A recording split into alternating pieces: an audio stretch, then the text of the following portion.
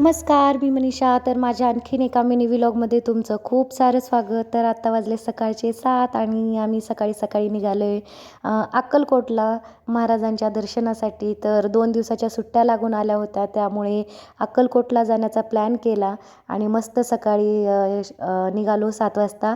आणि त्यानंतर मग पुढे एका ठिकाणी नाश्त्यासाठी थांबलो होतो. तर इथे छान असा नाश्ता वगैरे केला आणि मग तिथून पुढे निघालो. तर खूप छान वाटत होतं आणि आम्हाला कधी पण सुट्टी वगैरे लागून आली की एकच प्लॅन डोक्यात येतो की अक्कलकोट दर्शनाचा, आणि तिथे जाऊन खूप छान वाटतं.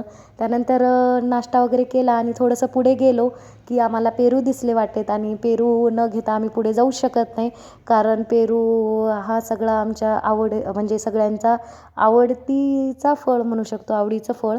कारण आयुष्या पप्पांनाही आवडतो, मला आवडतो, बिट्टूला आवडतो. त्यानंतर ते पेरू खाल्ला आणि मग पुढे लागलो प्रवासासाठी. पुढे थोड्या वेळानंतर मग जेवणासाठी थांबलो. तर प्रवासामध्ये शक्यतो आम्ही थोडंसं लाईट जेवण करतो. तर इथे मस्त असं वरण भात घेतला होता. तर आयुषचे पप्पा हॉटेलमध्ये जेवत होते, मी बाहेरच बसून म्हणजे गाडीतच बसून जेवण केलं. कारण बिट्टू झोपली होती, त्यामुळे मग म्हटलं की तिची झोप मोड कशाला करायची, आणि गाडीमध्ये तिला एकटीलाही सोडू शकत नव्हते, त्यामुळे गाडीतच बसून जेवण केलं. इथे आयुषच्या पप्पांनी मला भात आणि वरण आणून दिलं होतं. तर मस्त असं पोटभर जेवण केलं आणि त्यानंतर मग पुढे निघालो. आणि 2 वाजता आम्ही अक्कलकोटमध्ये पोहोचलो, कारण खूप थांबत थांबत आम्ही गेलो होतो त्यामुळे. आणि मग इथे मस्त असं दर्शन वगैरे झालं. तर खूप गर्दी होती आणि खूप जास्त मोठी लाईन पण होती.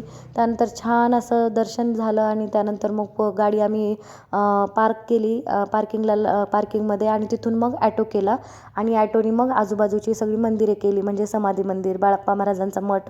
आणि कसं तिथे खूप छोटे छोटे रस्ते आहेत, त्यामुळे तिथे 4 व्हीलर नेणं हे खूप अवघड जातं.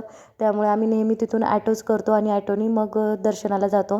तर ॲटोमध्येच असताना मला एक छान अशी गुड न्यूज कळाली, आणि ती गुड न्यूज काय आहे ती मी नेक्स्ट व्लॉगमध्ये तुम्हाला सांगतेच.